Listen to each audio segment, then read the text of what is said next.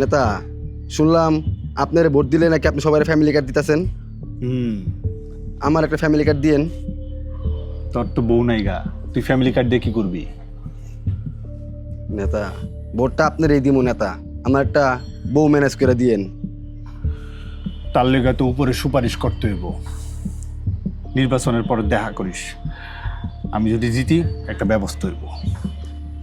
আসসালামু আলাইকুম। নেতা, আপনি তো জিততে গেছেন নেতা।